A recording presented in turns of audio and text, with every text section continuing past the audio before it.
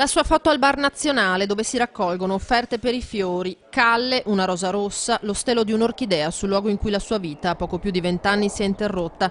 Per Pianzano quella appena trascorsa è stata una Pasqua di lutto. A questo bivio domenica sera il tragico schianto della moto su cui rientravano da San Fior Jessica Darui, 22 anni di Vittorio Veneto, e l'amico Mario Antonio Cosma, 29 anni di Godega. La potente Yamaha del giovane è finita contro il muretto di recinzione. Il Centauro è grave all'ospedale, Jessica è morta praticamente sul colpo nell'impatto con l'asfalto. Forse la strada bagnata, forse un guasto alla moto. Improvvisamente Mario Antonio ne ha perso il controllo e all'incrocio tra via Montegrappa e via Verdi è finita dritta contro il muro.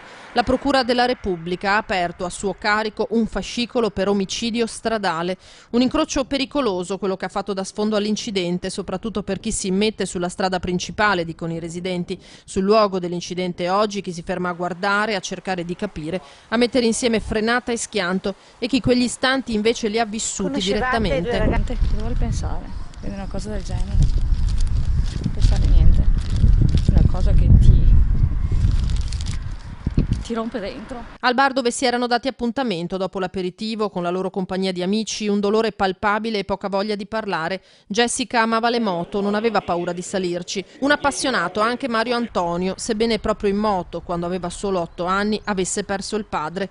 Diplomata all'Ipsia Pittoni, commessa, poi cameriera proprio al Bar Nazionale di Pianzano, Jessica aveva trovato finalmente lavoro in un'azienda 15 giorni fa.